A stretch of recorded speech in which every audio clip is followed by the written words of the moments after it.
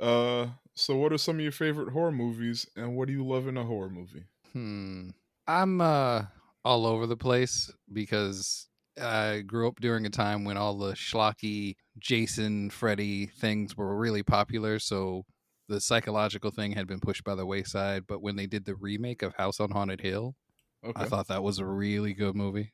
Um, I don't know if it's my favorite, but it's definitely one that I felt like was up there. Saw was neat, but I felt like once they got to Saw 2, I was like, you're going to dilute this. I don't want to say it was prophetic, but I was like, dude, it's going to be really easy to mess this up. Mm-hmm. Um, They're on 10 now, so oh, wow. Isn't it 10 You know what's technically crazy? So we have double to talk zero? about Saw real quick because James Wan directed and wrote Saw, and he directed and wrote this, along with some other folks too. But it's a James Wan movie. So yeah, Saw first one I gave a 10 out of 10. Blew my mind. Insane. Like nothing beats dude getting up off the ground at the end, right? And I remember liking Saw 2. Saw 3, I think I liked it too. And Saw 4 was the first time I remember being like, okay, we got to stop. Not just because I didn't like the movie, but like that was like the first time. Usually I'm like, if I like the first movie, usually I like the rest of the movies and I don't even care. I just like them. Hmm. And that was the first time that I got in a franchise and I was like, okay, they got to stop. Like I was always like, just go. I'm gonna watch it all. Don't matter until Saw 4, and I was like, all right, now I understand. I've read the basic story to the rest of them past three, but I do not keep up with them like at all. I like to know the lore, Mm. but I also know that like there's a lot of people who are like, why would this happen? Yeah, Wait, you're just pigeonhole again what? and again and again and It's again. just got Yeah. it's like, yeah. did you know that Carrie Elwes never he's one of the jigsaws too? It was way too much. But like by the time they said the final Saw, and it was like, just kidding, we got another one. And then it was okay. Now we're doing something different. Now we're doing Spiral, and that could have been amazing. Mm-hmm. Not the spoil Spiral, but I mean, a lot of people are rewatching the Saws now because Isn't that the one where Chris Rock gets Chris slapped by Rock, Will yeah. Smith? well, you spoiled it. I'm Damn it. sorry, guys. No, I can't Uh, watch that one. they didn't. They could have taken a big swing at the end, and they didn't, Uh, and that's why I got mad at that movie. But apparently, Saw 10 though, a lot of folks are like, "Why the fuck are we still doing this?" And then they went inside. They're like, "Yo, it was good though. I don't understand what's happening. They haven't been good in 8 movies. What's happening?" And aren't some of them prequels too? Like, the trilogy doesn't Nah. go in chronological order. So like Well, doesn't at one point he dies of cancer or something? they do flashbacks, Okay. hmm. but there's not one completely set in the past until Saw 10. Okay. Yeah. But anyway, yeah, Chris, what's your favorite? so, so as we discussed before, I am a coward. So like Oh, yeah. scary movies, not my thing at So all. when I asked him to be on these episodes, he was like, "Okay, well, I'm home alone for the week, and I'll just watch it with my lights on." And I was like, "What you mean? Just turn the lights off?" And he was like, "Nah, I'm not. This ain't really my thing." I was like, You have to trust me. Turn the lights off and watch these movies. Just trust me." And he was like, "All right." So I had to work around because like I can't turn off the sun. So I was like, oh man, like all the lights are up in the house, man, but the sun, I can't turn out the sun. It's there. So, so All right, so but you survived. I did survive.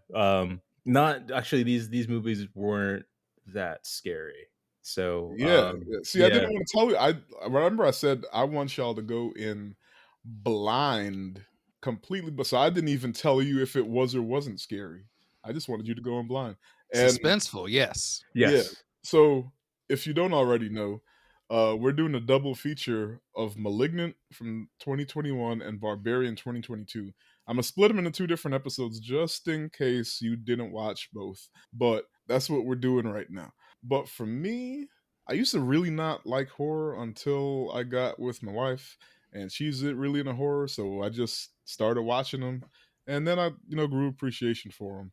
I like seeing things I haven't seen before, Mhm. and I like when it's like either fun or different but still engaging. So I don't necessarily I don't know, I guess I'm pretty easy because I just feel like I just didn't say anything at all just now.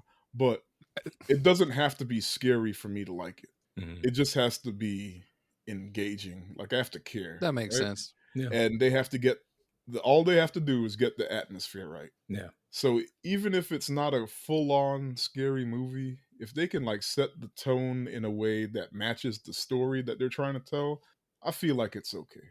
And if Mhm. they keep me engaged and keep me caring, I'm gonna give it a good review at least. I Right? will say, even though I am a coward, I'm a documented coward. Um, I've seen all of the Jordan Peele horror movies. Like those are the movies that Yes. Oh, I good. had to go out and see. So like Yeah, because we'd uh, kill you if you didn't. just You, take my card or away. I'm sorry, you get kicked out. We don't actually. Sorry, that's a bad joke. We want to kill you. We kick you out though. You gotta say unalive for the kids. Oh Sorry. yeah. We'll take your card like Ti took his chain back in Atlanta and rip it up in front of you. But But I'll yeah, still what? say Get Out. Get Out is like kind of my that- go-to. That's your Like favorite? yeah. Tim, did you say your favorite? Um, is does Nope count as horror? Yeah, That's yeah, really still like yeah, sci-fi, Yeah. but I mean, but it's it's still horror. Like Jaws is it. horror. I feel like Yeah, it's my favorite of his movies. Yeah. Just there's so much in it. I mean, we talked about it when we did it on the yeah, we didn't know. podcast, Yeah, and it's just been one of my favorite movies that I have actually been like recommending to people when they didn't even ask. Uh, it's that's my favorite one of his. I hope I can only hope that he ends up having like a sort of a Hitchcock kind of career. Yeah. I think he's hoping that too. Like just undeniably, like you can watch his movies and they're like classics that like build a new part of the genre. That's why I got so mad when Nope was polarizing because I'm like, how do y'all not? I think you just got something you didn't expect and you were mad about Yeah. it. But That's that was a great movie, and like folks were like, can we admit that it's bad now? I'm like, fuck you. One of the critiques I heard was like, I didn't like how, unlike his other movie, it didn't have cultural elements. And I was like, one, it does. They were right on the nose. It's like on the nose in that one. The black family with like training the horse horses ranch, is like yeah. being like looked over. Like it's right there. Like two, like what's wrong with cultural elements? Like Gone with the Wind has cultural elements. So you telling me you still gonna fuck with Jordan Peele when he's on movie 20, and it's like, how does this movie serve as a metaphor for black people? Like you not gonna be tired of that? He has to keep doing this. He He doesn't did have this to, one but I thing mean, really like good. he does it well. I Yeah, mean, like yeah. Like, but even then, like, it definitely wasn't like Get Out level where like that's like No, the yeah, no. foundation. mhm. And I feel like they were mad at that. And it's like, bro, Like just rock just with them. let the movie happen. If Yeah. there's a subtle thing in there, it'll happen. And if it's something that you think is in there that he didn't know was in there, he will claim it later. He has said so. It was the idea of a black cowboy and like how people think is absurd is like, but no, that's just they were a thing. Yeah. Like Mhm. Yeah. why is that so absurd? Maybe they don't know history and Yeah. they didn't like they wanted it to be less subtle. I don't know. Hmm. I don't care No. because I loved it and I Yes. agree with you, Tim. What's my favorite horror movie? Yeah. I know we did It Follows. That's probably my favorite. If not, it's probably sitting on top next to Hereditary, which we're also about to do. I'll put It Follows Pass. a bit above Hereditary, as in I love the movie more, but Hereditary is definitely the scariest shit ever seen. Yep. No, Like, but It Follows uh, messed with me. I was like, wow, man. yeah, We but pivoted right into horror. Okay. and honestly, after because remember this is a double feature. After seeing Barbarian a second time, I think I'm gonna put I mean, not to get ahead of myself, but I think I might put Barbarian up near the top somewhere. But so that's mine. But yeah, on that note, thank you for joining us today. If this is your first time with us, we're the secret group of brown kids. Who are the secret group of brown kids? It's a secret, but you might be able to find us in Seattle trying out our sweet parkour moves to get in and out of our secret hideout in the underground pathways because no regular person can afford to live in Seattle. uh and like I said, today we're doing a double feature. It's split into 2 episodes, but it's Halloween season and we are the Did we figure out something? Are we I think we bounced a few scary things around. scary group of black ass kids? I Is mean, that they're all going to be kind of sus. I just, as long as we don't get too close to Nick or Treat. Oh, Don't say God. that. Don't say that fast, because that got right by the editors for Right. years. I forgot. I You forgot. gotta that- go. Every You year, gotta make that Nick or O. Treat. I You gotta forgot go. Nick or Treat was Oh, a thing. oh, get that O in there. Dang. Nick or It was- Treat. You gotta say or. You gotta put a weird accent. Pretend you're Colombian, and that treat. or is Nick or Treat. Could you imagine being a teacher and like there's like a white kid in your class and he's like, "Man, I was watching Nick or Treat." Excuse me. So, let's go. I beg your Why pardon. are they? Why is Nickelodeon giving treats to just them? Oh, Why don't white children get the treat? I want that channel taken off. No more channel 45 for anyone. Nickelodeon handing out reparations over here.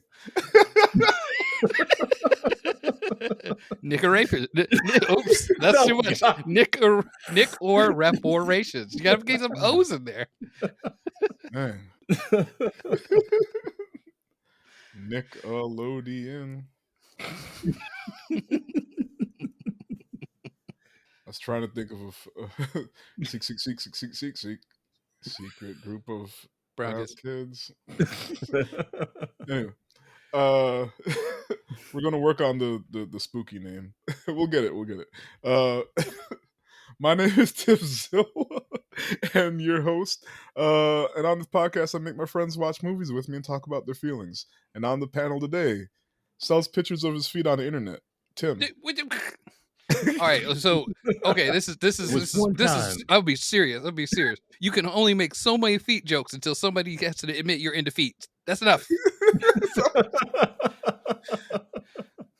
Okay, no more feet jokes. All right. Also, buys pictures of feet on the internet, Chris. We weren't supposed to talk about that. Oh my god. And like we said today, we're doing 2001's Malignant. If you don't know what it's about, Madison is paralyzed by shocking visions of grisly murders, and her torment worsens as she discovers these waking dreams are in fact terrifying realities. Released September 2021. It was released in theaters, Mhm. but it hit streaming dumb fast because this is like quarantine time. Yeah. Or we're coming out of quarantine. I don't know. Yeah. September was we're starting. Still in quarantine. I don't know how it works. Right?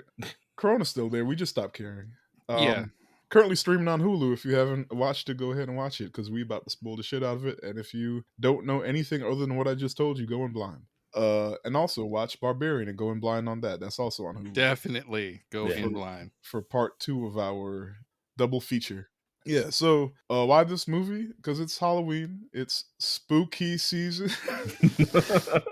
And since I saw both movies, I've wanted to do a double feature of both, and you'll understand once we get through them. Directed by James Wan, sorry. Yep. Like I said, he did Saw, or co-made Saw. Also, he's responsible for The Conjuring, Insidious. Honestly, Aquaman. he played a big role in like this like horror renaissance we've been having over like last like 10 years. Mm-hmm. So shout out him. He also did Fast and the Furious 7 and Aquaman. Yep. I didn't know about 7. Yep. Forgot why, but Justin Lin took a break. Probably the Tokyo Drift theme just stuck in his head for too many years. He wanted to take a break. Yeah, starring Annabelle Wallace, Maddie Hassan, George Young, Nicole Brianna White. Her name's Nicole, not Nicole.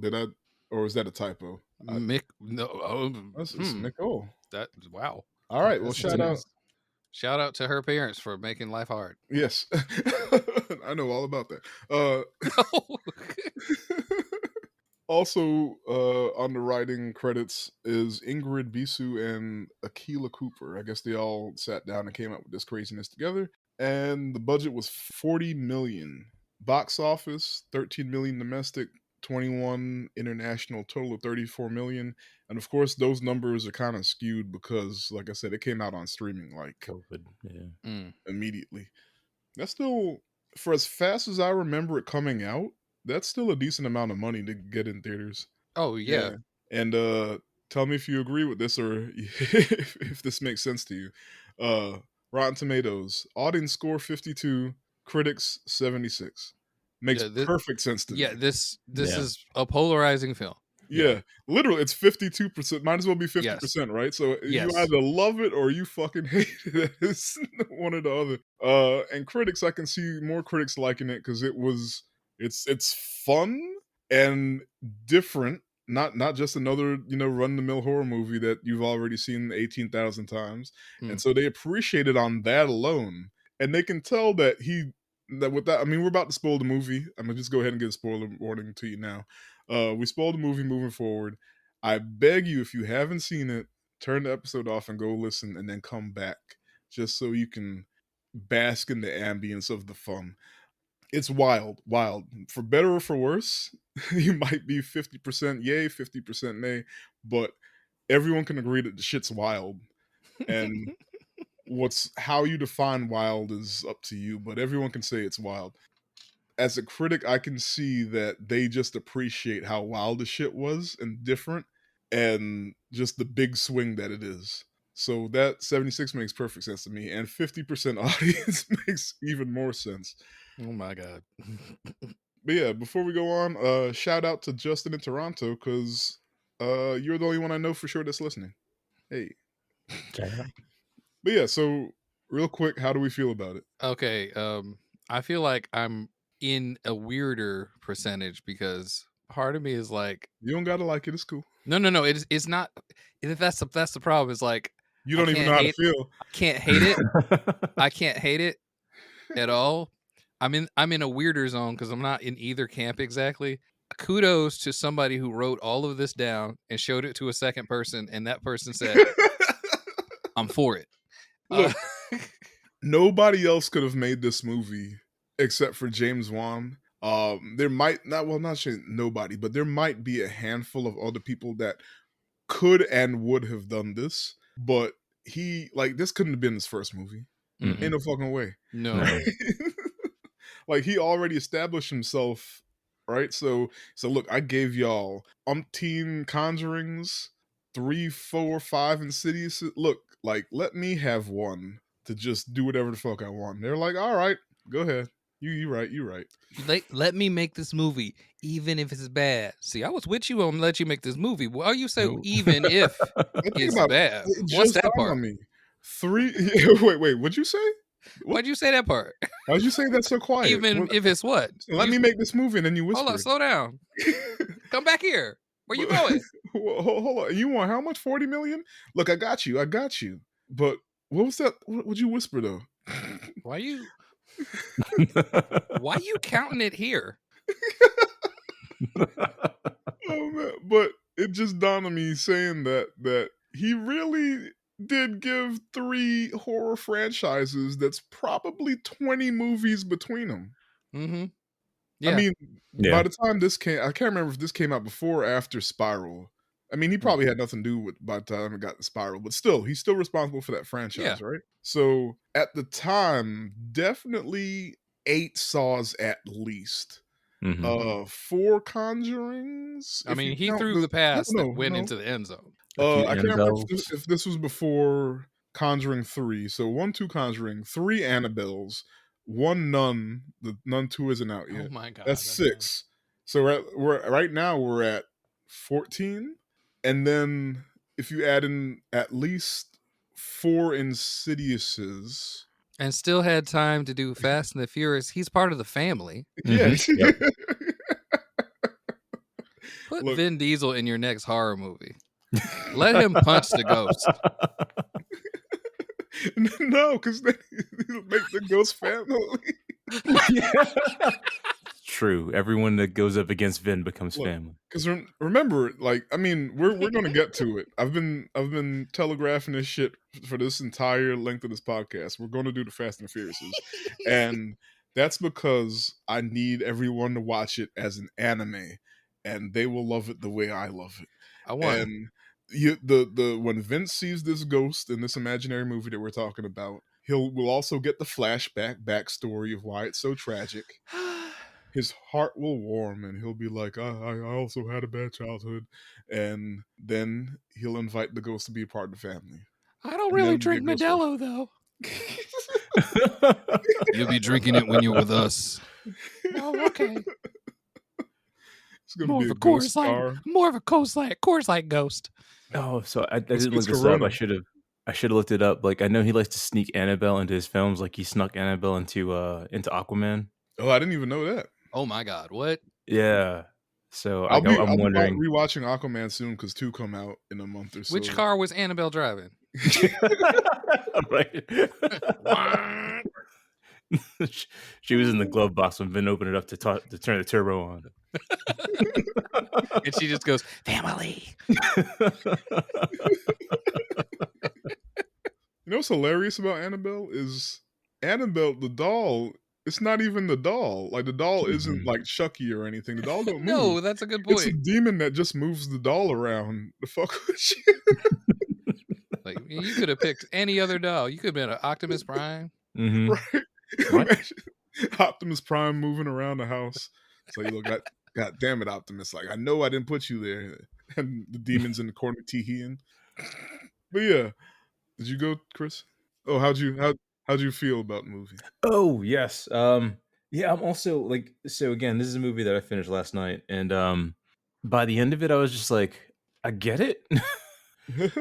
But so my big thing is like the third act turns into like an action movie. Like it no Mhm. it stops being a horror once they reveal again like we've already gone over the spoiler warning. So like once the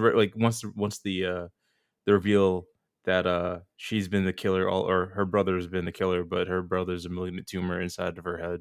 Mm. That was and like it's the scene in the when To they're be all fair, at locked that up. point, there's only like 20 minutes left, and then everything goes fucking ballistic. Right. So it's like, it was a thriller and then it wasn't a thriller anymore and it was just like, "No, I'm gonna kill everybody."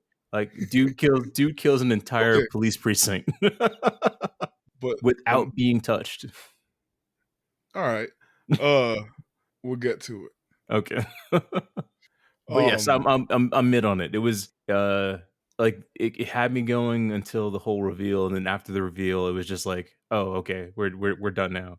uh, so film starts out at Simeon Research Hospital in 1993 with a doctor attempting to do a video log. Oh, wait, Chef, do you give your review of the movie? I might have started. I Yeah, you think. started. I went. I don't think you've given your. Oh, no, I mean, I was I didn't, but I thought I was very enthusiastic, so they know I'm already with them. Okay. Also, this is about y'all, In for a penny, in for a dime. If you watch *Malignant*, you have a pretty good time. Put it on the box.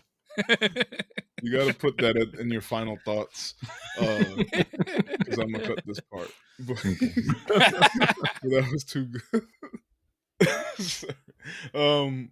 So it's becoming more apparent that not only is Gabriel getting stronger, he's becoming more malicious. If his strength and ability continue to grow at this rate, we will no longer be able to contain him. However, I'm still determined. And then she's interrupted by a security guard busting in the room, right? Dr. Weaver, he's out again. How far did he get this time? He made it all the way to the room with his records before we got to him. He found his information. He wants to go home. All this is super dramatic. Uh, and then they hustle down the hallway to the disturbances. We hear like smashing and screams and shit, and like the lights continue to flicker. And along the way, they run into her colleague, Dr. Fields, and Dr. Fields, what the hell is happening? I tried to subdue him with ECT, but electroshock had no effect on him. Then all the machines started going crazy. It was like he was drinking the electricity and controlling our machines. Uh, and then they come up on the door and like a doctor flies out of the room and into the wall and like a nurse screams. Uh, and the guard pulls out a tranquilizer dart rifle and sticks it into the room, but immediately gets the rifle snatched from him and his arm broken. And like you see like the bone sticking out. Gross. Love it. Um, and Dr. Weaver grabs the gun and takes a shot instead. And like, then they enter the room and like she's like, strap him to the chair. You've been a bad boy, Gabriel. Then we see some weird looking thing on the other side of like some thick plastic curtain, but like you can't really make out what it is. Then the radio cuts on and we hear, "I will kill you all." And it's all like distorted. And she's like, "Oh my God, he speaks. He's broadcasting his thoughts." Uh, and Dr. Weaver goes, "I thought we could help him. I was wrong this time. Now we have to cut out the cancer." So, like this entire sequence, I was like, so somebody made a 80s horror Yeah. movie. All right, cool. And then when it changes time, I was like, oh. Now we're in dreary ass Seattle. Yeah. It was just straight up like I was like, dang, well, okay, let's keep going. And it doesn't get back to this level of like, what's the word? This is so camp. Yeah, camp. Yeah. Camp. It's just campy, and I was like, It oh does my god, eventually, but like it takes a while. A Yeah. long time, yeah. It slows down right after this. Then oh yeah, it really does slow down. Now present day, we see a pregnant woman come home early from work to her husband, and like they quickly get in an argument. The woman tells him that the baby has been giving her issues, and he throws in her face that she keeps having miscarriages, and then smashes her head against the wall, and like we see it, it's like her head's bleeding now. And then she locks the door, and like he tries to apologize from the other side and say it was an accident and shit. You know how that goes. just real see what had happened was. This is never gonna happen again, and all that. Yeah. Then we see it's nighttime now, and she's asleep in the room, and the husband is asleep on the couch. But he gets woken up by appliances in the kitchen cutting on and off. Eventually, the TV cuts on, and he goes back to the living room where we briefly see a figure sitting on the couch before the lights flicker and it disappears. The woman Madison wakes up with her blood on the pillow, and she goes to check on her husband Derek, who she finds dead with a broken neck. Side note: so many people who get like their limbs broken and shit, like the bone is sticking out, like so it's like they want you to know like shit got broke. Like, Yep. Yeah, he out. I can't make the joke I was gonna make, but nobody's getting resuscitated. Yeah. They're out. Yeah, super strong. So a figure appears behind the corpse, and like she gets chased upstairs. Madison tries to barricade herself in the nursery, but then the door gets busted down, knocking her onto the ground, and she hits her head again. Again, yeah. This girl going through Constantly hitting her head in this movie. Concussion magnet. Right. Madison wakes up in the hospital, and her sister Sydney is there and tells her that she was attacked by an intruder and she lost the baby. Oh yeah, and Derek dead too, but whatever. We didn't care about him that much anyway. Yeah. So. Then Detective Kakoa Shaw shows up and asks Madison questions, but she's in like a catatonic state. Then her sister comes in and tells him that Derek kept them apart, so she didn't know a whole lot was going on, and like she didn't even know about the previous miscarriages, right? And Detective Shaw, then he goes to the morgue to see his partner, Regina Shaw. I'm sorry, not Regina Shaw. They're not married.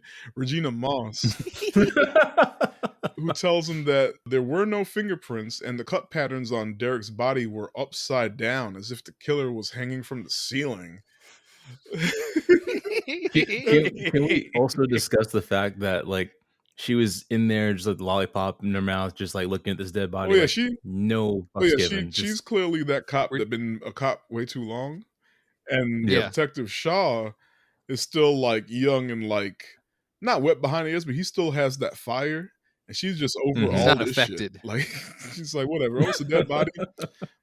Regina had been a cop a long time, and she loves movies and making reference to them. She's sick of this shit. So Shaw's like, does that line up with forensics? Because she said it's like the killer was from the ceiling. Does that line up with forensics? And she's like, no footprints on the ceilings. That's what you're asking.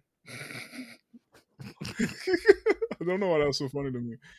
Also, the neighbors told her that Mr. Mitchell used to knock around Mrs. Mitchell.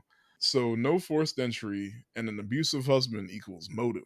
And once home, Madison thinks she starts to see someone stalking her, even the doors opening and stuff like that. And she tells herself like, it's all in her head, none of it's real. But she still like puts on additional locks on the doors just in case.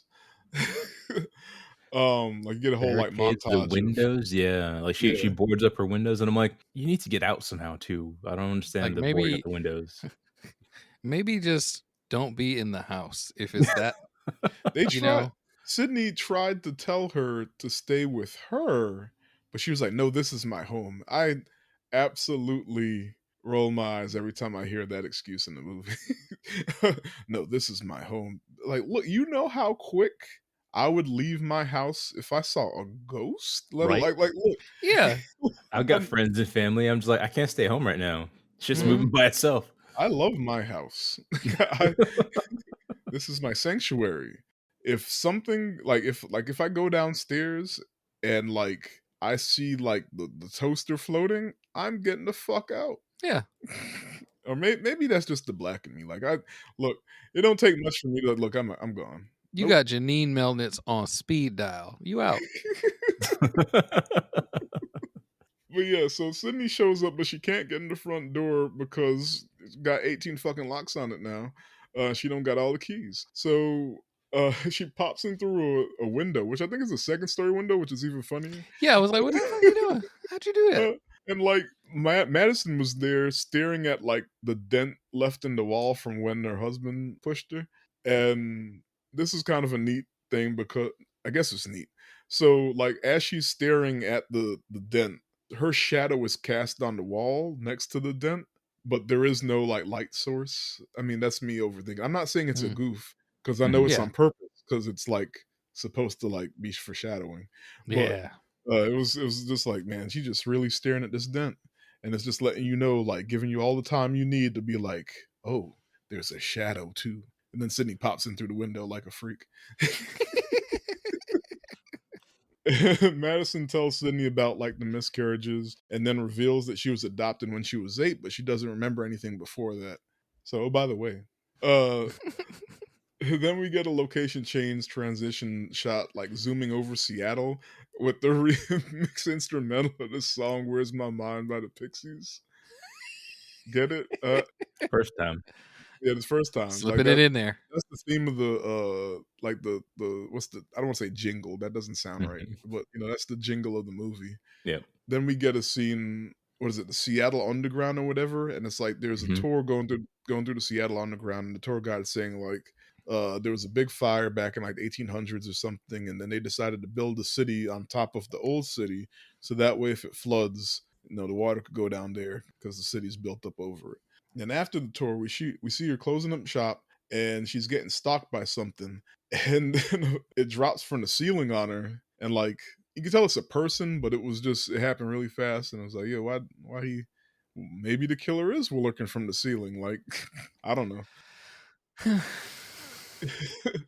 Then we see her tied up somewhere, and the shadowy figure like scrambles about, like partially obscured from view, and like then the radio cuts on and asks her for Doctor Weaver. It's like, oh, the thing, it's back, Oh and we no. see Madison trying to do laundry. This fucking part. We see Madison trying to do laundry, and she sees like a kid run through the house. But then she's like, "All right, it's not real. It's not real." And she goes to the washer. She starts loading in the clothes, and then a woman appears in the reflection of the washer door and screams, "What are you doing in my house?" And like Madison falls back, scared as shit. I mean, I would too. Like the A little fuck. bit. Yeah. Once again, I'm getting the fuck out of this house. I wouldn't even be in here at this point, but Just still, just like just bounce. another reason to like just leave this house behind. It's Seattle. You could sell it for like $18 million and go live any fucking where else. Hmm. Then the house melts away and like morphs into another house, and we see the killer appear, and the woman that was in the washer door is Dr. Weaver, it's 30 years later from the beginning of the movie, and like she's in front of them screaming, and then the killer throws her around the house and smashes up the place, and then he takes one of her medical trophies and beats her to death with like the base. What's the right word? Bludgeon. Yeah. It's a Yeah, very Korean drama style of killing somebody. word. That's how they do it. There's a lot of Korean dramas where somebody has an award or some sort of statuette and someone gets killed with it. It gotten to the point where if I see somebody has Metaphor. like a shelf with little awards on it, even in a romance show, I'm like, somebody about to die. Girl, Mhm. stay away from him. He got a crystal statue. What do you mean he just gonna show it to me? No, get out of there. It's about to get malignant on your ass. uh, so Madison wakes up from her vision freaking out, and it's like daytime now. Then we see the cops investigating the murder scene the next day, and the CSI girls tell Detective Shaw that the murder weapon was the base of a trophy, but the top is missing now. And then we get this little joke where Shaw is like, "We need to find the other half," and she's like, "Don't we all?" Because the running joke through the movie is like Detective Shaw is a pretty man, and everybody flirts with him. A little bit. Everybody except main girl Madison, I guess. Mm-hmm. She's got a Like, lot on her mind. yes. Oh! That's the end of the episode, guys. I will see you on Barbarian. That's the app. That's the app. Nailed it. Oh shit, sorry. So yeah, so then they learned that Dr. Weaver specialized in child reconstructive surgery, and like she kept logs on all her patients, so they need to go through all In the her logs living room. in her living room. She was really about it, man. Like, talk about bringing work home with you. So now we see the other doctor from the beginning get ready for bed. Then the killer pops up. It cuts to Madison asleep, and then she rolls over and wakes up the Dr. Fields sleeping in the bed next to her. That's the other doctor. And then the killer pops up and climbs across. I'm about to call her Megan. Madison climbs over on top of Dr. Fields and then starts stabbing the shit out of him with the piece of the trophy that's missing. Because we'd seen a little montage of him like fashioning it into a dagger. Did Side not note. come to play. Wasn't it like Yeah. world's best surgeon was the trophy that was It was something like it was that? something to do with Something like surgery. that. I know it said Yeah. the part that he kept said excellence on it. Like, oops. Yeah, and Madison wakes up from her nightmare, and Sydney takes her to the police, and they try to explain that Madison must have some sort of psychic link to the killer because she saw Dr. Weaver get killed, and now she saw Dr. Fields. And like, they don't believe her. But they finally convince the detectives to go to Dr. Fields' residence, and like, they find him stabbed in the bed, just like Madison had said. Then we see a police sketch of what the killer's face looks like, according to what Madison saw in her vision. So we're looking from Chunk from the Goonies. Yeah, that's one of Bolo out on she starts making she starts dropping little movie things like that. Yep. It cracks me up. What'd you call? You said there were oh no, it wasn't you. I was talking to a friend. He said Big Lots, Wanda Sykes, and Joseph Gordon Levitt. Oh my was god. the detective. I could see that. Oh my god. I'm like, she doesn't sound just like Wanda Sykes, but I heard Wanda Sykes. Yeah. Like, No, like she knows her base and she understands like why she's in this movie. I know I've seen this woman in other stuff. I couldn't tell you what. She definitely played somebody mama. Somebody auntie. I feel like she might be in a Denzel movie. I'm trying to look through these movies because I know I've good Courage Under Fire. Oh, you're She's right. in Courage Under Fire. She might There not you be go. a big character though. It's weird. Encino Man. She's in. It's been so long since I saw. She been Encino around. Man. So yeah, but yeah, she probably her hair grows out that way, and one day she was like, "I'm gonna just have to be in the movies that Wanda turns down," which is a lot. Wanda can't be everywhere. Yeah, she's a busy woman hosting the Oscars. Mm-hmm. I think she was co-host the year to Slap. Yes, because I think there's footage of her backstage, like, So y'all just gonna let him sit there? he gonna go sit back down. Really? Okay. So Madison gets a phone call from the killer and reveals himself as Gabriel. He calls her Emily and says that Madison is the fake name her fake mother gave her. You know who I am, even if they say I'm in your head. That's the name the white man gave you. Your name is Emily. Well, that's backwards. Your name is Madison. Anyway, the sisters go to visit their mom, and they learn that Gabriel was an imaginary friend that Madison spoke with when she was a kid, but also could have been somebody before they adopted her, and that she like turned into an imaginary friend. Then we see Detective Shaw discovers digging into Dr. Weaver's files that there was a third doctor, Dr. Gregory, that was involved with the case involving Madison. So he finds his address and he hustles over to the residence only to find a murdered body in a tub. And like this is happening at the same time as Madison is having a vision of herself in the same bathroom as Shaw comes in, and she screams to try and warn him that the killer's still there, but he can't hear her. And then he's attacked by the killer, and like they scuffle. And I don't understand how this killer was so efficient with everybody else, but you know why? It's because Detective Shaw is so damn pretty. So he was struggling a bit. So like So everybody else, he came in from behind too. He could have just like stabbed him right in the back or something. Yeah. Nah, like this one he decided to like fight with his hands or something. I don't know. He's But protected by his abs. look, plot it armor. was he turned not even plot armor, it's anime. He turned around and he did that like ding. It was Gabriel swooned. It was a whole thing. I'm You too didn't see that? pretty to die. Did we not watch the same movie? So, all right, the during the chase sequence, like the one thing that got to me is like, where are all like how are all these old carriages just like stored somewhere underneath Seattle? I was like, there's so many of them. They're very heavy. It's the carriage room. The Seattle carriage room. Yeah, so so he doesn't. I mean, they have a like scuff in the bathroom, and like I guess this is so weird because like he gets to his gun. Shaw gets to his gun, fires, and like breaks a mirror, Hits. and that does he hit him? It looks like so the killer grabs its side as it runs away. So I was just like, it got hit, Okay, but then but they never kind of go back to that. still They're kind of just like, spooked him. Right. So the killer just hauls ass off, and like then mhm, he chases him, and then that's when we get the cool little parkour scene down the fire fire escape. escape. And that's when you really start to realize, yo, why he move like this? Yeah. Like something's a bit off. Like at least for me, I was That like, run, hold up, the run Yeah. down the like hallway is what did it for me because like that's not a normal run. Like it yeah, just, yeah, he moves Mhm. real funny. It's like, mhm. what is going on here? And then like yeah, so Charles chases him, and he's like, I can't believe I'm doing this shit in church shoes, and he climbs down, and he chases them, and they end up down into the Seattle Underground that we saw earlier. And you saying the carriages? There's like Yeah. so many of them down there, and they're just pushing them like they're nothing. Hey, well, Gabriel is because Gabriel got Oh, that that's right. strength. Uh, but yeah, Detective Shaw was struggling. Abs So didn't help.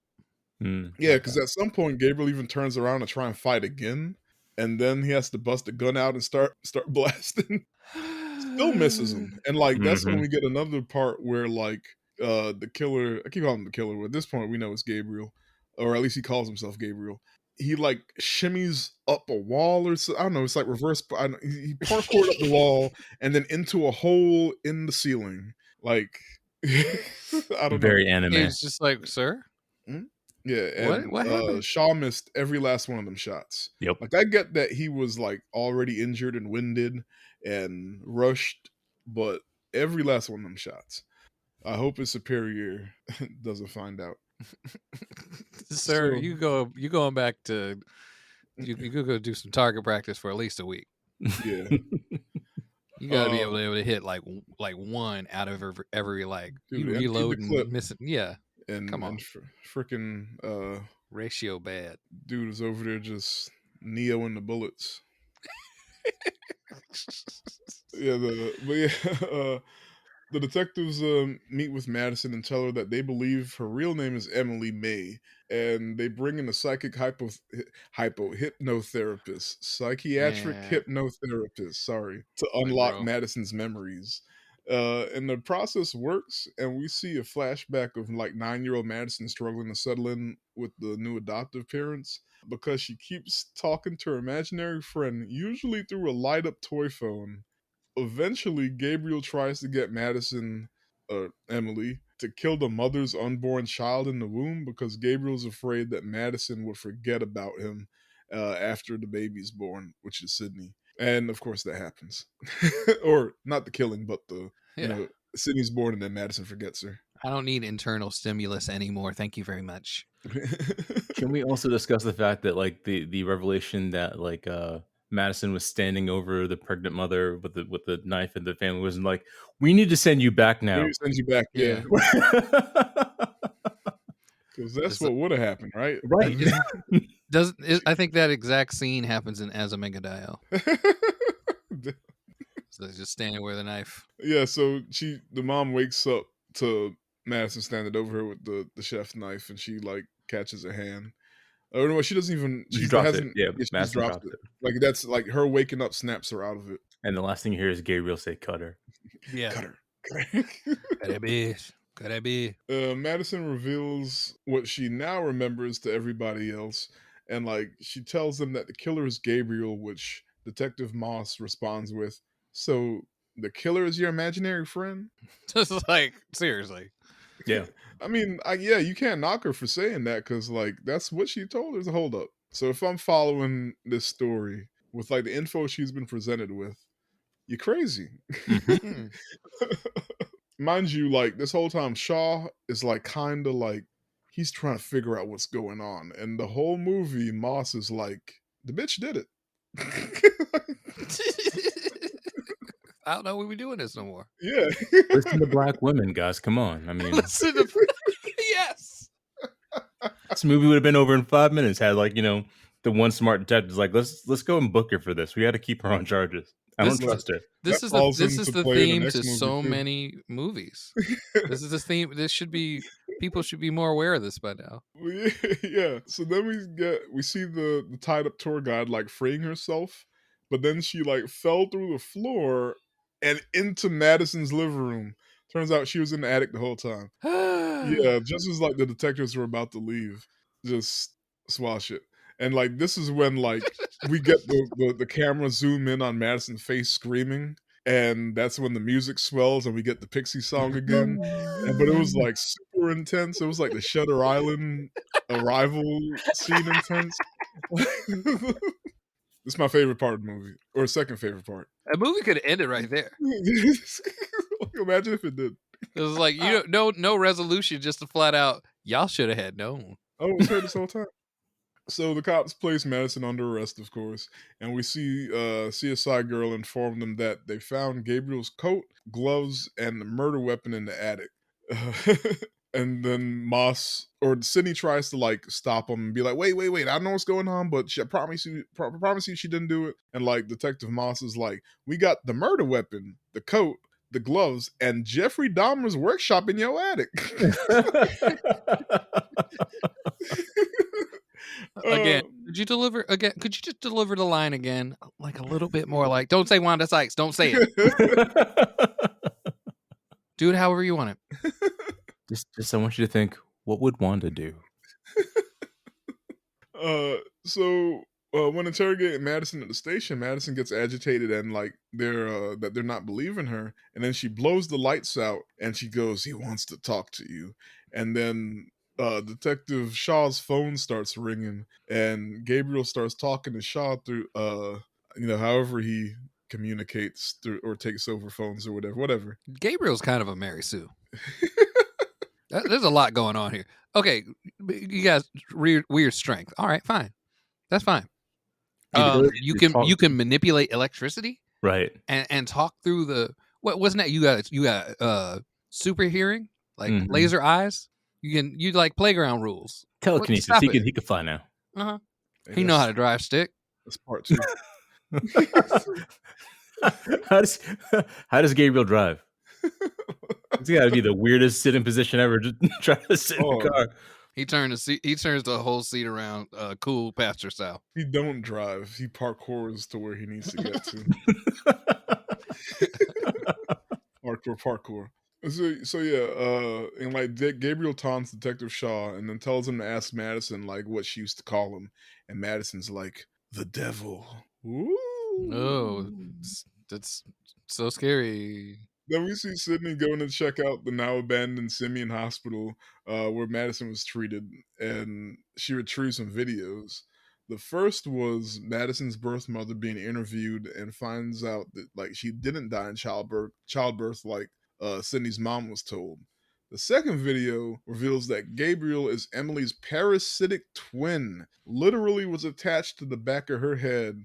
Like it was like a partial head, ribs, and like these weird baby arms. Like And he also shares her brain and can access her visual stimuli to give her visions and waking dreams. And in the third video, we see the doctors surgically removing what they can of Gabriel.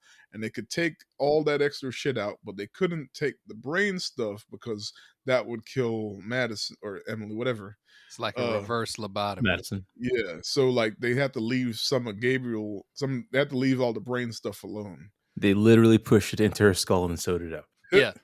That's the part I shouldn't have laughed, but they like all the other stuff looked like really complicated and like, okay, that's about how that will probably work. Move the extra rib cage, start sewing the skin down. But then they got to the thing that was like literally like, let me just kind of push that a little bit. All right, put the bone in there. Good. Staple that up. It's just like just pressing it in there, like just pushing it down, like movie brain extra, trick. like extra trash when you're trying to do trash day. It was like, there we go, that fits, good enough. It's so gross, but intriguing. Hey, you got a face that only a month. No, I'm gonna save that for later on in the. Meanwhile, Madison is in jail, and they got her in the cell with a bunch of other women who start to mess with her. The main one being Zoe Bell. She was Uma Thurman's stunt double in Kill Bill, Right. and then she was in Death Proof. I forgot When the she character's popped name. up, I was like, "Get the hell out!" Because you knew exactly who she was. Yes, I did. So yeah, they start messing with her in the cell, and like she starts getting agitated, and Gabriel comes out, and we see his weird, bloody, ground beef looking face emerge from the back of. I did want to point out. I do want to point out that they start stomping on her head. I was like, Madison takes so many shots to the head in this movie. I don't know how she's not brain dead at this point. Right. But I forgot that. Yeah, you're right. They get her on the ground. They start kicking her, and then they start stomping her on the head. They went off on her. It was just like, you don't know anything about her. You just wanted somebody to beat up. She didn't even do nothing. There's like several other women in there who just look like normal, plain Jane suburban women. Why you go after this? And most of them might have been like streetwalkers or something. Then like there was Zoe Bell, who was like some angry biker chick. And then there's a random woman from the 70s who was misplaced in time. Yeah.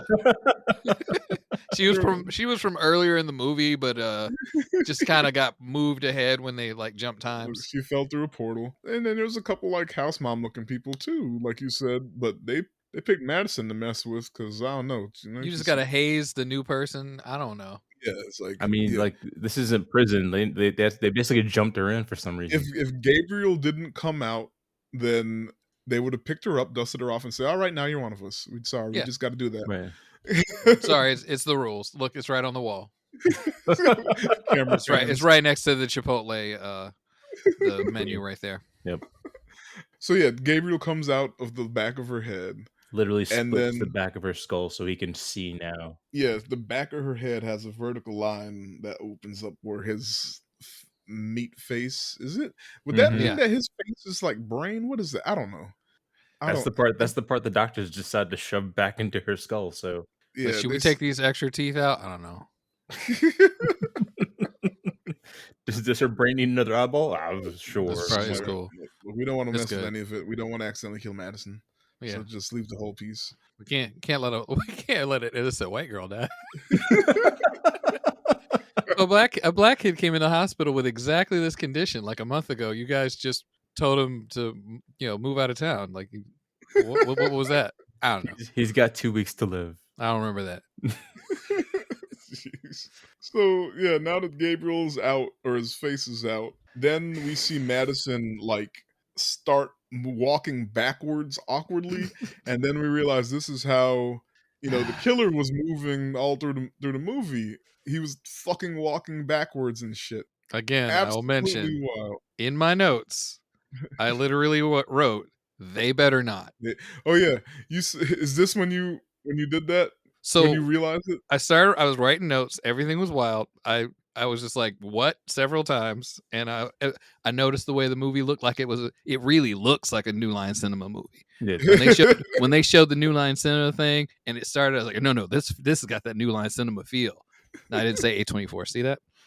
Good job. And but then halfway through my notes, I'll hold it up to the camera. Like it just right here. This is where the reveal happens. I already knew he was inside her. When the reveal happened, I wrote, they better not. And when she turned around and started walking like that, I was like, I do not believe. Oh my God.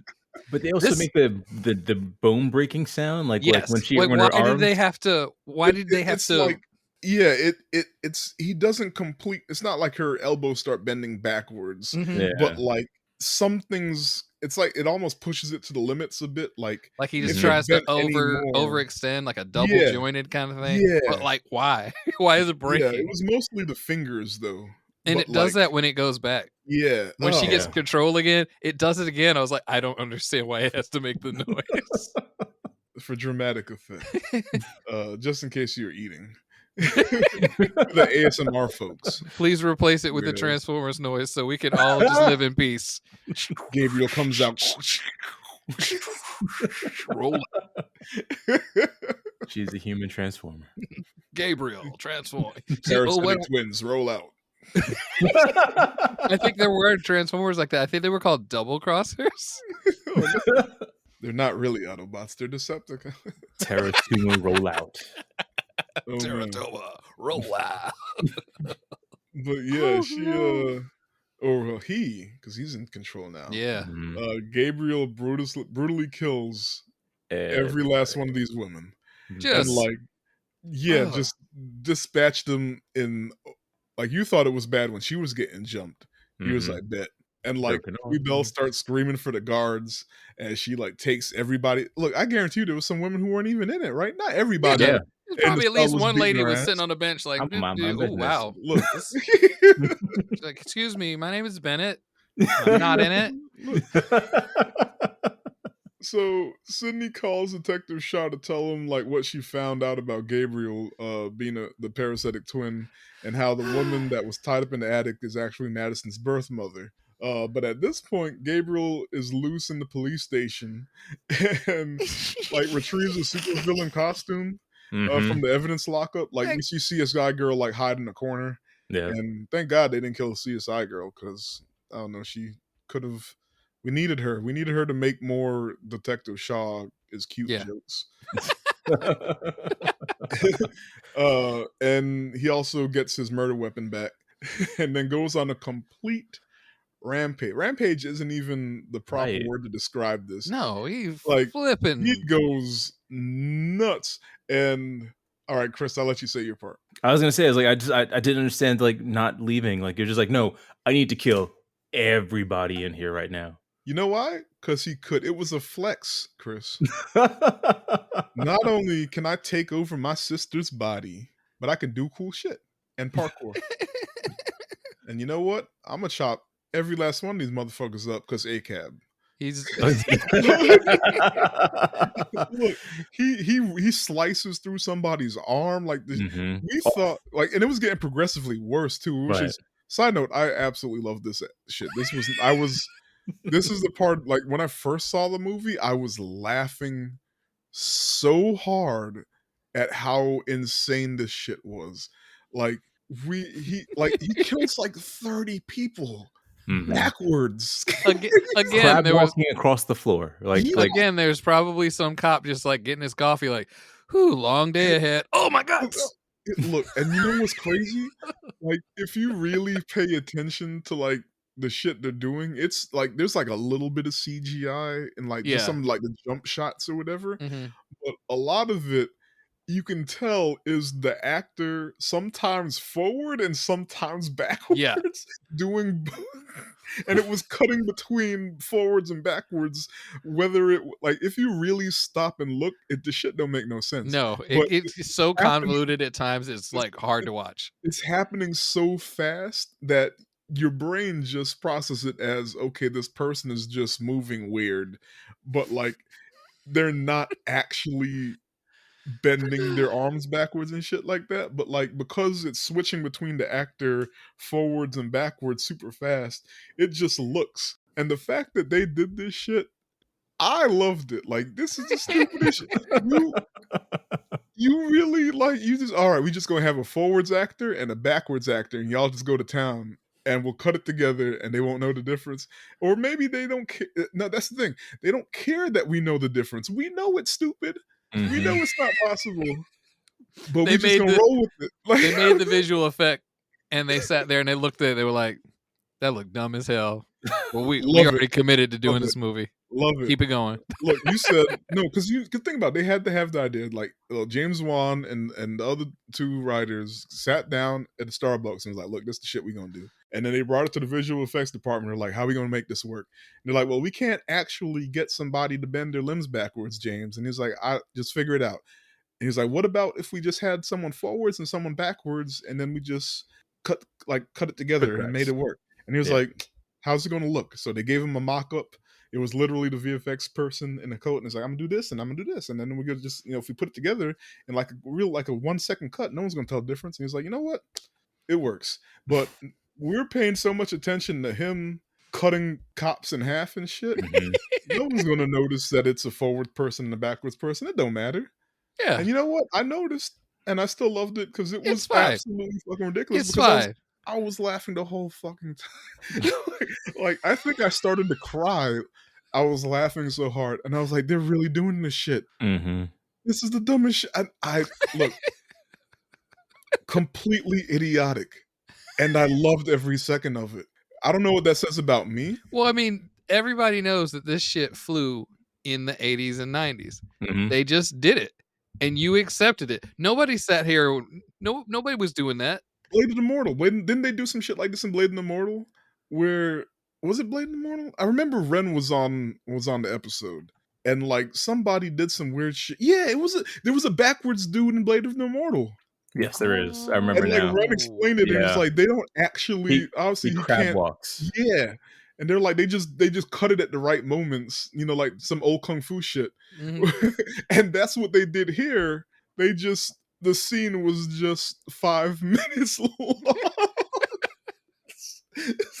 Oh my goodness. Yeah, look, so I know I'm fully aware it's goofy as shit. No, it's clearly And my like dumbass loved somebody's every like, let's second just of it. keep going. Just keep going. Just keep going. So there's I can't remember his name. Like I remember he popped up in the CW Flash show, and there's a movie called Black Box Ow. that he was in. There's this black contortionist that can Troy James. Okay, you got him. Yeah. Yeah. That can do weird shit. And I thought that was him in the movie. It's not even him in the movie, is it? He's listed as the cast. Oh, okay. So then it is him. Yeah, Malignant cast, and then Troy James is listed. So They don't give him a part, but I'm assuming again because he's probably like stunts. right. So there's probably like 3 people that actually play Gabriel. And the one I saw was like the guy who stands up normal. Okay. Yeah. Like I there's was like the backwards runner. Yeah. So you could tell that was Troy. I mean, if you've seen Troy move before, you could tell that was Troy in the really gross looking stuff that probably shouldn't be possible. That was him. Because like he's famous for like doing the you can't see, I know podcast land can't see me, but like that crab walk shit. Yeah, like with his feet planted on the ground and his palms like still on the ground, but like his body's bent backward. Yeah. The technical term for that is being gross. Man. So as soon as like once I realized what was happening the first time I saw the movie and like how he was moving, I was like, "Oh, that's the dude. That's the crab walking nigga." It's Mr. Bojangles. Yeah. So I'm sorry to harp on the scene for so long. It's still not as long as the scene. Oh yeah, it's still not. He's still killing cops. He still has another 42 cops to cut through. But this is Chris. You said this is when it was like, all right, it's a bit much. Because it gets into superpowers, like like all of a sudden Gabriel's like popping, like so the next scene is like they're at the hospital and all of a sudden like the doctor's like my defibrillator and like dude's chest open. It was like, come on, man. To be fair, I'm not even going to. Look, we established he got electrical powers. He could fuck with the lights and talk through the radio and shit. So he did that shit with the I'm not playing D&D with anybody who wrote this movie. It's like my pacemaker feels like it's burning. It tastes like burning. we also live in an age where everybody's got like a smartphone in their pocket. Like you could just pop all those batteries. Everyone's having a bad day. You ain't thought of that yet. That's part 2. It's like, what have you Gabriel- done? Well, I don't possess enough power to destroy your phone, but I activated the radio waves and amped them up, so now everybody in the room is sterile. Look, everybody got a Samsung Note 7. One guy like, okay, cool. Yeah. So at the end of this scene, Shaw and Moss come in to try and fight too, and like he cuts Moss in the belly, and I Mhm. forgot what he does to Shaw, but like he's not, neither of them are dead, but Moss ends up next to Shaw, and Gabriel's on the far side of the room, and instead of killing them, he just throws a chair across the fucking room as Right. they try to. No, with Kobe accuracy. It was the funniest thing that Right. chair throw was just like, what? This is my favorite scene, but this is my exact favorite thing in the movie is the fucking chair. Like they're like, oh, we survived, we gotta get out of here. And they start to get up to leave, and he throws the chair Yeah, from half court, Pinpoint he accuracy. straight up Kobe's that shit. and it breaks on both their backs because it's a big ass chair, and they both just fall down again. And then he jumps on the desk and flexes and then leaves. It's like, yeah, I did this shit. Peace. Runs out like Tuxedo Mask. My work here is done. You didn't do anything. You got this. I'm out. Like this motherfucker is so flagrant. Like he could have killed him, Right. but he didn't. He threw a fucking chair at He him threw a chair and then and struck dipped, a and I was just pose. like, why? Why? Because These he's are an the people that asshole. are suing you, and he's just like, because he know he can beat him. That's what like look flagrant villain shit. I respected Yeah. all of this. This is like he said, "No, I didn't got to give no like bad guy speech. I'm gonna beat your ass. I'm gonna let you live, so you can come try to beat me again, so I can beat your ass again." He was styling on him, and then he threw a fucking chair. Look, Gabriel is that dude on the basketball court that know he better than everybody else, and he just start doing like dumb shit just cause. he's a globetrotter. He was the what's the Game of Thrones dude, the Oberyn Martell. Like Oh, he yeah. just knew he was winning this fight, and he's up there dancing with this his pole arm. Yeah, so okay, so Sydney arrives at the hospital where Serena, Madison's biological mother, was, and like she's recovering. She survived the fall. They had never actually established that. I guess. I mean, you did see her moving like after she Yeah. fell. Well, it says she was in a coma after the fall. That's why they couldn't interview her. Oh, okay, you're right. You're right. Yeah. Yeah. Big ups to you paying attention and shit. It's like I just watched it like a few minutes ago.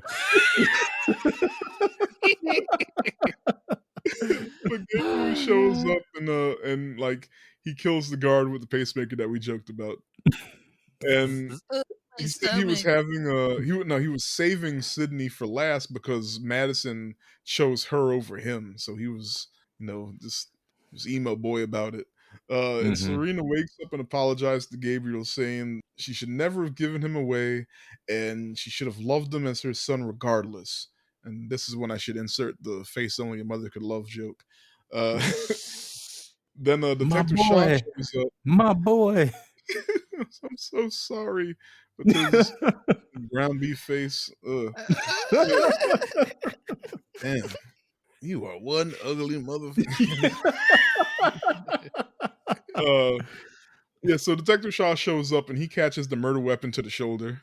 Like Gabriel like launches it like a javelin, and it just like catches Shaw on the shoulder and he flies back.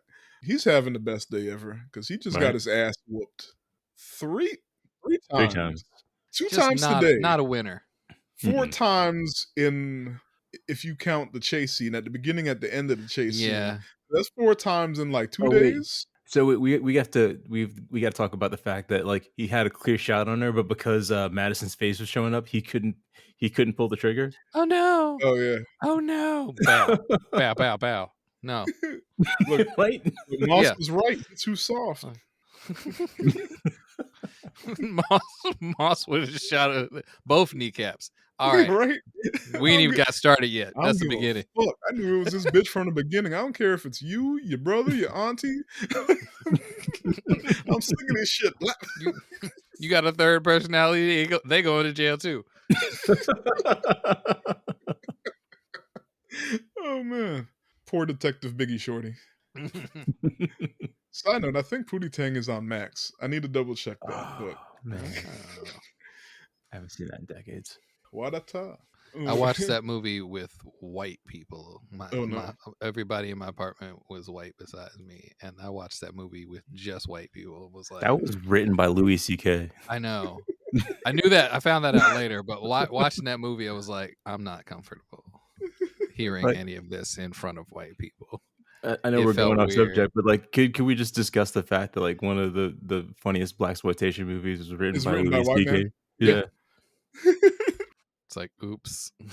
In my head, it's Chris Rock, and like he Yeah. just let like they had some deal or something. I don't know, or They like just gotta- I think it's Chris Rock gave Louis C.K. permission. He was just like, yeah. go ahead. It almost feels like I bet you can't. And then they read the script and was like, well, I guess we're doing it. Maybe it was like, look, they won't let me make this, but they'll let you make this. Like, no. Louis wrote it. And they'd be like, oh, let's make it.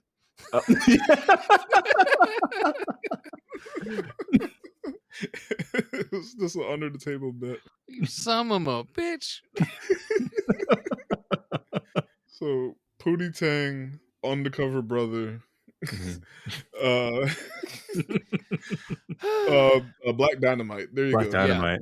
Oh, man, I hate going off topic, but now you got to add in they clone Tyrone. Yeah. It's not the same kind of goofy comedy. It's still But a it's comedy, still in there. but it's in there. Did you Like see they Michael even Jai reference White each other. is doing A Western. yes, Yes, Black it's the Dynamite. spiritual successor to Black the Dynamite. Black Dynamite. Oh Yeah. my god, so excited! Hopefully it comes to streaming soon because I think it's Yeah. already in theaters. I think it came out in September, and no one. It must not have been in enough theaters because no one's talking Yeah. about it. Yeah. Yeah, but yeah, we'll figure that out after. Was it The Legend Johnny Black or something like that? Yes, Something like that. Yeah. Okay, yeah. So Gabriel attacks Sydney and throws the hospital bed on her, pinning her. And Sydney begs Madison to fight back and take control of the body back from Gabriel. And she's like, she can't hear you. Madison isn't home. Like Gabriel's taunting Sydney. If we haven't established by now, he's a So flaking snarky. asshole. Madison isn't home. Sir. His nasty ass face. But Sydney persists and like shouts that like Gabriel was the reason she was having miscarriages because he was feeding on the fetuses to regain strength, and like this was enough to like get Madison to fight back, I guess, because before she was just witnessing helplessly.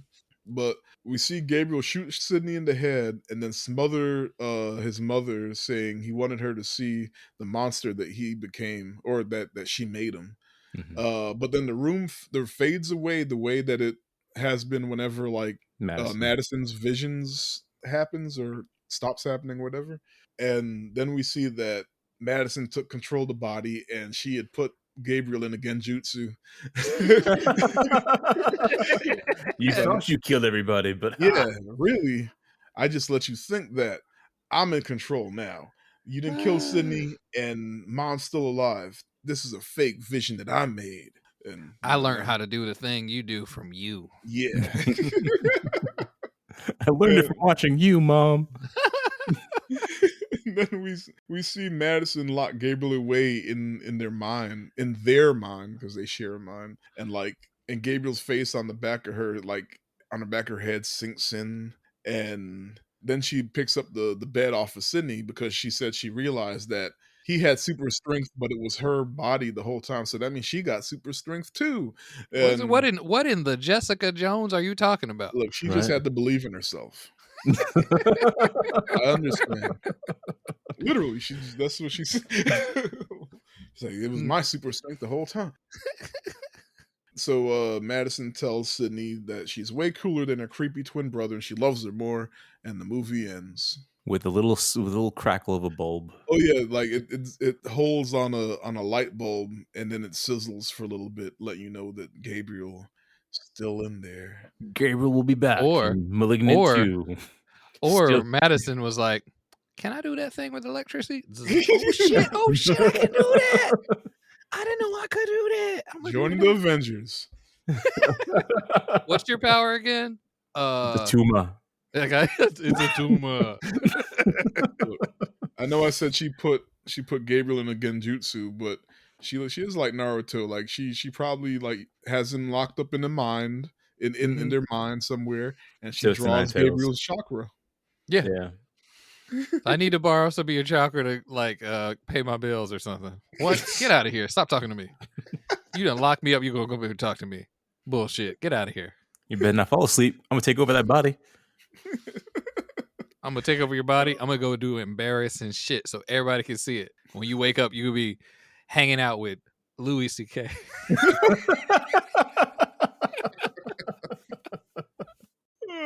So, what was your favorite aspect of the film? It sounds bad, but I really liked the aesthetic of like the first 8 to 10 minutes. I was like, oh damn, this is gonna be good, and that was really good. And so that that's very little of the film, but I did kind of like the how they tried to build up suspense about what it is while blatantly putting it on the screen several times. Yeah. Like the whole like, oh, it looks like somebody was like stabbed backwards or from upside down. It doesn't make a lot of sense. Oh, it does if you think about somebody who's standing. Yeah, but it's because their hands. Yeah, because he's reaching behind. Back. The hand is upside down. Yeah. See, and it's like all this shit they spelled out. Watching it a second time, they spelled out all this shit, and like you see it, and it's just like my brain would not accept any of it. So it was still a proper reveal for me. Because I was like, nah, he looked like he walking backwards. Ain't no way. Why he walks so funny? They needed to, for no apparent reason, have what was it, Gene Kelly and I can't well see it. I ruined it because I can't think of the woman who said the actual quote. Which just like it's like the whole thing where like a woman has to do everything backwards and in high heels. They could have just had like somebody say that mess on the TV, like I see. Chris, what was your favorite part? The Gabriel reveal, like when they actually showed like the thing puppeted to the back of her body. Yeah.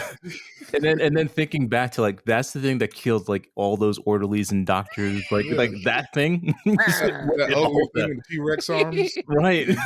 Just got him with a strong hand and just like beat the crap out of everybody. I just remember what I was gonna say. Then you watching it the second time, I realized even in the beginning, like they zoom in on her panda socks and the lighting was kind of off, so you might have thought that the lighting made the gown look pink, but the gown was pink. So it was always a little girl. So it was they were playing in our faces the whole movie. But yeah, favorite aspect of me is just that they fucking took a big swing. I respect the big swing, like absolutely obnoxious, and they like you said. They're not about to do this. They better not. Ain't no way. Ain't no way, boys. Backwards twin. Absolutely nuts in this day and age. Like, I'm with it. Like, okay. If Uno Reverse was a movie? Look. Favorite. Do you have a specific scene? I already told you. I think about it's the precinct scene for me. Like once all hell breaks loose, I was just like, this is a completely different movie now. Like, so you tell. Remember you said you were afraid to watch it with the lights off. Yeah. So at this point, it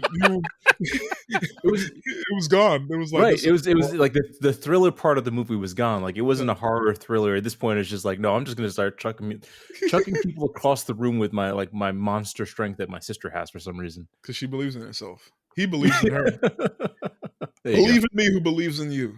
Yes. I kind of feel like it's I'm not making fun or anything.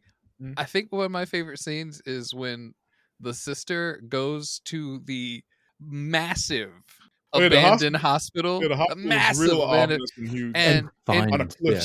She not only breaks into it with her parkour style because she was up on the second floor of the house. So Yeah. that was how they show she can get in anywhere. But she goes in this dark hospital and finds everything she needs to find. Simplest, weirdest thing that I kind of noticed just because it's dumb. When she drove up, she didn't just park in the front of the building. She drove way around to the back where the Oh, where cliff the cliff is. She Yeah. parked next to the cliff. Like, she's done this before. Look, I want to She's see been the in Sydney movie. her acting skills, because she's just an actress. Her acting skills have lent her some sort of superhuman detective styles that were somehow better than the police. Look, She's right. about that life. She was in the princess dress the first time we meet her, or the Yeah. second time. second time, Yeah. yeah. Because when she meets the detective, he's like, and she's like, what? Oh, I'm a princess at birthday parties. Like, what do you want? Right.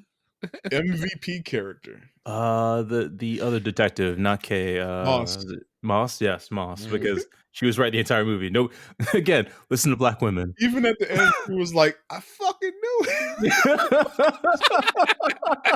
I said This- this shit in the beginning.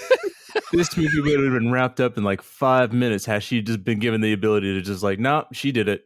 Yeah, We're gonna hold her. I agreed. She was not given her due, but she's been at it so long. People are like, "Well, let's just look a little further. We don't want to knock this out this fast. Like, what if we did though? What if we had saved these 5 other people, these 30 cops and these 5 other people, A whole precinct. but just holding one person while we do an investigation? I know Yeah. I mentioned CW's Flash earlier, but there's I forgot if season 2 or 3 or 4. It's one, I don't know. But there at some point there's a scene where the season's villain is Zoom. Mhm. And Zoom in super speed mode goes through and kills every last cop in the building. And like there's a running joke about how every season every cop in Central City dies. But like this was that scene Gabriel comes in and kills every cop. Like there were cops who were just showing up for work late. Like, hey guys, Right. I brought donuts. Man, I think there was literally a cop getting coffee that Yeah. gets stabbed. Yeah. He's got a pot of coffee, just gets stabbed through the chest. Look, Guy's driving up for his shift. He like looks in the windows, like just sees people getting beat up, and like, I'm going home. Just backs back out of the parking lot, drives off. that would have been me. There's also one scene where Shaw is doing paperwork and there are red and blue lights flashing outside the building. It's like, are they trying to remind us that this is a police station? Right. Who got pulled over in front of the police station? Those lights were brighter than the lights inside the room. Yeah. Right. And nobody had light bulbs in this movie. Because Gabriel got to them first. Gabriel There you blew out. Oh man. So, favorite character and what character are you? A lot of these folks were their own problem, but I still stand by little sister. All right. Okay. Yeah. She had faith in her older sister, even though, she tried to kill her before she was Mhm. born. Yeah, like she got look, a woman fell through her ceiling. And she was like, my sister didn't do My this. sister didn't do this. No, you gotta listen to me. You're right. Yeah, we're dealing with the aftermath of her hearing, I just want a blood connection with someone. Like, Yep. bitch, I'm your sister. Rude. I've been there for you. You know what? I'm not even gonna let phase me. Look, she soldiered on through the whole movie, and then at the end, she was like, "You know what? I have a connection with you. I love you, Sydney." Like, no shit. You're right. You better, bitch. You know how many Halloweens we went out together? Come on. Oh man. All right, Chris, you got one? Or I guess I that's three did questions. Moss. I did Moss, yeah. Moss, okay. Yeah. What character are you though? Am I? Oh man. I think I'd be Moss. I think I'd be like, look, she did the whole. I think nobody everybody's listens to me. leaning into Moss. Nobody Right, listens yeah. to me. Like she said it. Look, there's motive. Yep. Like the motive is She's the being husband's beat by her husband. All of a sudden, her husband dies. and ain't nobody else come in this house. What are Right. we doing here? Nothing Yeah. stolen. What's like what? It's like how is this a break? Like it's not a B&E, and like you just happen to be like it was just like This was somebody came and killed this dude. Like he's dead and you was just asleep. Right. Nah. Look at that dent in the wall. Yeah. Right. Yeah. Like, check the blood. Is that your blood? Why were you bleeding on the wall for? Okay, Yeah. hypothetical. Okay. You got a parasitic twin on the back of your head. Oh God. No, everyone just said no. Okay, moving on. It's a tumor. All right, let's wrap it up and get into the next movie. Final thoughts and ratings, same time. It was Chris, yeah. Yeah, it was fun and stupid, and like I'll watch it again. It's funny because like so my girlfriend is into horror movies. I'm not, and it was funny. Like I told her what movies I'll be watching for the podcast, and she's like, "Oh yeah, you'll be fine with that." Like she didn't tell me what it was about, but she was just like, "That's a Hey, campy movie." big ups to girlfriend. Yeah. You know what? She understood the assignment without being told. She didn't fill you in at all. She was all right. No. You'll be all right. She's like, yeah, she's exactly what she said. You'll be fine. It's like it's more campy than anything. You'll be fine. I was like, all right. So yeah, it was enjoyable. I could watch it again, even with my scared ass. I don't think I could recommend this movie though. I mean, anyway, I'll get it. Tim. Yeah, that's what I say. It's fun. Once you're behind the curtain, you're fine. Yeah. But it is one of those movies where I would have a hard time like saying why I feel like somebody should watch it. Yeah, like all I would do. I mean, clearly you guys have experienced this now. Mhm. I'd just say we have to watch this and don't go in blind. Just go in blind, and then you either learn that like Tifron's a madman. This was great, or Tifron's a madman. He fucking trolled me. Like it's yeah. Ratings or Oh Yeah, yeah. that's my normal thing. I Is just like I whether just or not I realized would. that is Yeah, your rating. Yeah. that's my normal thing. Is whether I would have a hard time recommending this to somebody. There's probably a chance that in crowded space, fun, like you're hanging out with people, kind of stuff. Mhm. If someone were to make up or say some dumb shit like I don't know that boy is ass backwards, I'd be like, oh, Oh, ass backwards. Let me I put this got a a movie movie for you. on. Yeah. You know, hanging out the hotel room during a convention, just kind of like, man, I feel like watching a movie, but I feel like I don't know how serious I want to watch something. Like, do you like scary movies? Oh, you watch Scream? Oh no, but you're gonna just scream a little bit. Not for the reason you think. Oh, and I actually, something I wanted to bring up that I didn't earlier, but like the start of the movie, there's some really good shots that they had, like with Madison walking through the house, and like they were going from room to room, showing the side. Like I got to give it to James Wan for that because like that there was some really good. They got some neat cinematography in there. Yeah. There were a couple times it got a little lazy on the cinematography Oh, side, Oh yeah. but like they really started with a strong energy that like kept you like wanting to find out more. So It's Mhm. like the music. Like it would swell. Like the cinematography would get really interesting at this one part that's neat, and then the rest it was just like, all right, we're just gonna set the camera down in the corner. Didn't it also end with "Where Is My Mind"? Was that the last one? Like there's I think there's three I think times there's that. 3 times. Yeah. Yeah. I looked it up. It's literally on the soundtrack. So there's a full version of it, but for some reason they did not commit to playing the Well, whole that would be. thing. They didn't want to give away too much, just a little. Where is my mind? In the back of my head, or both. I don't know. Oh yeah. Yeah, Shared for with me, my parasitic twin. I gave it an 8 out of 10. I think it's a great movie for me, but like I said, I can't recommend it unless like all I could do is do to go, hey man, go in blind, and Mhm. then it's gonna be what it's gonna be for you. Because I don't want to give away anything. Because I'd rather you watch this and be like, "What the fuck is this?" After I watched it, I read like the explanations. They give too much. Mhm. They give you too much, but in a way, they set you in a direction that you don't go. So Mhm. they're not terrible, but I kind of wish they said less than that. Just Yeah. something like a thriller, and you're That's it. like, okay, All right. all right, You're not gonna try to sell this movie for me? I mean, but this was definitely like this is quintessential. We hope this movie spreads by word of mouth. yeah. Like, Yeah. hey man, no, you just see it, just see it, just trust me, just see it. But yeah, just like the next movie, Barbarian on Hulu. So if you haven't watched Barbarian, it's also on Hulu, just like this one. And Go on check it Max. out, and we're going to see you on the next episode. But real quick, I'm gonna just plug this one or do plugs just in case. Chris. Yeah, I mean, I haven't posted in a while, but on Instagram at I'm_no_artist. Hope to be posting some new stuff soon. Yeah. Good artist is a good artist. Did one of my fan favorite T-shirts, and I've been asked if I would do it in black, and I was like, I don't know, man. I don't know.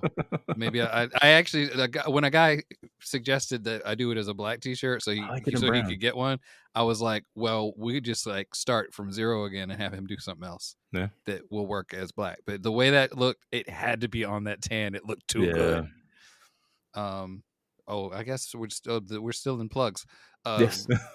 Throwing that to me, the T-shirt he did was for my band D&D Sluggers. I say the same thing every week about the baseball team. I couldn't find anything about them last week when I was looking them up, so I don't know if they even played this season.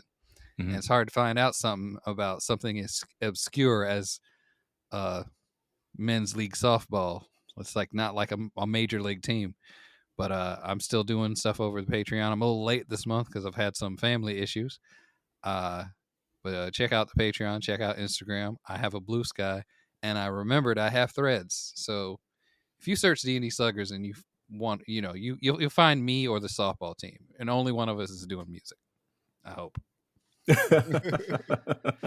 All right, and you can follow the podcast at SGBK Podcast on Threads, SGBK Podcast on Blue Sky, SGBK Podcast at gmail.com. Email us your thoughts, questions, concerns, whatever. And remember, this is a double feature, so we'll catch you on the next episode for Barbarian, streaming on Hulu. Bye. Not bye. See you on the next episode. Coming at you. Later. You're just going to flow into the next one because you did your homework and did both. Because you are one of our 5 listeners.